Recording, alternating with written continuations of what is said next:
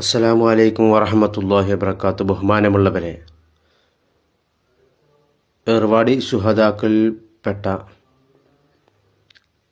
അർക്കാസുമ്മ ബീബി റളിയല്ലാഹു അൻഹ അവരുടെ മക്കാമിൽ അന്ത്യവിശ്രമം കൊള്ളുന്നവരായ അർക്കാസുമ്മ ബീബി റളിയല്ലാഹു അൻഹ, അൻസാരി ബാവ റളിയല്ലാഹു അൻഹും, നാദാ ഖാദർ വലിയുല്ലാഹി റളിയല്ലാഹു അൻഹു, അറബി ഉമ്മച്ചി റളിയല്ലാഹു അൻഹ എന്നീ മഹത്തുക്കളായ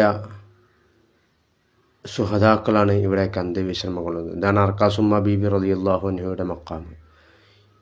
ഇവിടുത്തെ ചരിത്രം നമ്മൾ പറഞ്ഞു കഴിഞ്ഞതാണ്. ഇവരൊക്കെ സുൽത്താനു ശുഹദ ഇബ്രാഹിം ബാദ്ഷാ റളിയല്ലാഹു അൻഹു തങ്ങളോട് കൂടെ അറബിൽ നിന്നും വന്ന് ഇവിടുത്തെ ശത്രുക്കളോട് യുദ്ധം ചെയ്ത് ദീനിനെ ഹയാത്താക്കിയ മഹാന്മാരായ അൻസാരി ബാവ റളിയല്ലാഹു അൻഹ തങ്ങളുടെ മക്കാമാണ് നാം കാണപ്പെടുന്നത്. അതുപോലെ തന്നെയാണ് ഇവിടെയൊക്കെ സിർ ശൈത്താനി ഫിരിദ് ജിന്നു റുഹാനി സിർ സംബന്ധമായിട്ടുള്ള വിഷയങ്ങൾ, പ്രയാസങ്ങൾ, ബുദ്ധിമുട്ടുകൾ എന്നിങ്ങനെ അനുഭവിക്കുന്നവർക്ക് ഇവിടത്തേക്ക് വന്നിട്ട് നേർച്ചയാക്കുകയും അവിടെ വന്ന് അവരോട് തവസ്സുലാക്കി ദുആ ചെയ്താൽ അതിനെല്ലാം മാറ്റം വരുന്നുണ്ട്. വന്നവർ ധാരാളമുണ്ട്. പല ആളുകളും അവിടുന്ന് പറയുണ്ടായി, നാട്ടിൽ പോയാൽ വളരെ ബുദ്ധിമുട്ടാണ്, ഇവിടെ വന്ന് കിടന്നാൽ വളരെ സമാധാനവും സ്വസ്ഥവുമാണ് എന്നാണ് പറഞ്ഞ് തന്നിട്ടുള്ളത്. അങ്ങനെ പല ആളുകളും അവിടെ വന്ന് അങ്ങനെ പറയാറുമുണ്ട്. ഇതാണ് നാദാ ഖാദർ വലിയുല്ലാഹി റളിയല്ലാഹു അൻഹു.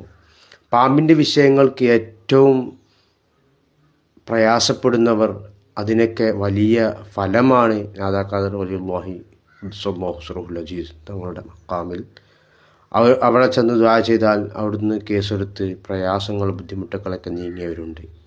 അതുപോലെ തന്നെയാണ് അറബി ഉമ്മച്ചി റളിയല്ലാഹു അൻഹയുടെ മക്കാമാണ് നാം കാണുന്നത്. ഇവരൊക്കെ അറബിൽ നിന്നും വന്ന് ദീനി ദഅവത്ത് നടത്തുകയും ഇവിടെ ശുഹദാക്കളാവുകയും ചെയ്ത മഹാന്മാരായ ഔലിയാക്കളാണ്, മഹദികളാണ്. അല്ലാഹു തആല ഇവിടെയൊക്കെ സിയാറത്ത് ചെയ്യാൻ അല്ലാഹു തആല തൗഫീഖ് നൽകി അനുഗ്രഹിക്കട്ടെ. നമ്മുടെ എല്ലാ ഹലാലായ മുറാദുകളും ഹാസിലാക്കി തരട്ടെ. മഹാന്മാരായ ഔലിയാക്കളെയും മഹദികളെയും മക്കാമുകളാണ് നാം കാണപ്പെടുന്നത്. അസ്സലാമു അലൈക്കും വറഹ്മത്തുള്ളാഹി വബറകാതുഹു.